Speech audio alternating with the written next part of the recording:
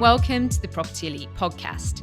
I'll be your host, Jen Lehman, Chartered Surveyor and co-founder of Property Elite. Stay tuned each week for more on industry hot topics, market updates and new RICS guidance.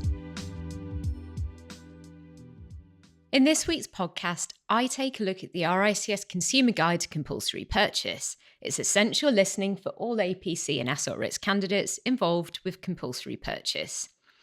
You can download the full guide by heading to our website. It's primarily aimed towards clients, business owners and homeowners, explaining the compulsory purchase process and how as surveyors we can assist. It's not professional guidance for surveyors, but instead provides an easy to understand overview of the process. In a future blog and podcast, we'll look at the technical detail of compulsory purchase from a surveyor's advisory perspective. Compulsory purchase is a legal process whereby part or all of a property can be acquired in the public interest, even if this is against the wishes of the property owner. Compensation is paid to the property owner in respect of the property or rights acquired. Compulsory purchase can be used to acquire privately owned land for new infrastructure, such as roads, railways or utilities, or for regeneration projects.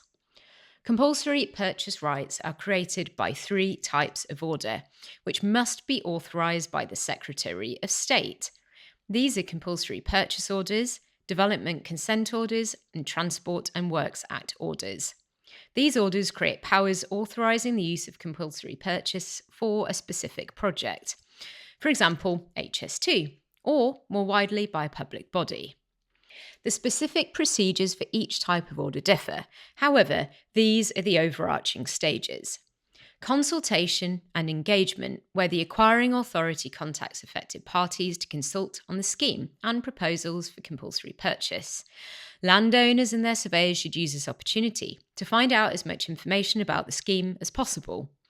Land referencing, where the acquiring authority identifies landowners and ownership to be included in the order. Order application, where the acquiring authority submits the order to establish compulsory purchase rights. Objections and inquiry, where affected parties have a limited period to make written objections against the order. Representations may then be heard if a qualifying objection is made. Authorisation, the order will be authorised following inquiry, if the Secretary of State deems it appropriate and necessary. Acquisition of land. The acquiring authority will use their powers under the order to acquire the affected land. At various stages, legal notices will be served by the acquiring authority. Typically, negotiations will begin much earlier on, and compulsory purchase powers used if these don't succeed. Compensation is paid to reflect the market value of the interest that is being acquired, disregarding any impact to the scheme underlying the acquisition. The assessment of compensation is guided by the Compensation Code, which is not a single document but based upon various acts of Parliament and case law precedent. There are also additional specific payments that property owners may be entitled to, such as disturbance compensation or statutory loss payments.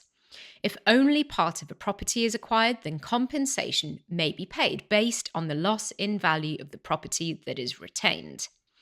There are also certain situations where a property owner can compel an acquiring authority to purchase whole rather than just part of a property.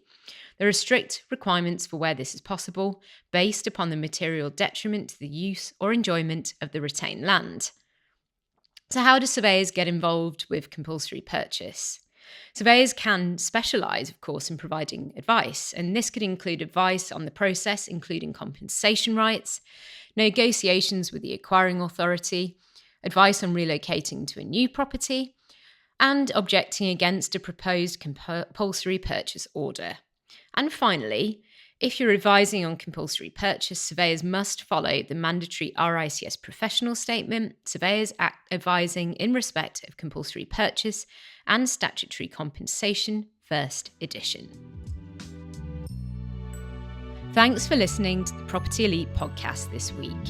Head to our website to check out our full blog, free and paid support resources and services, free consultation for every single RICS APC and AssocRICS candidate, and also ask us any questions you have via the website chat blog. See you next week.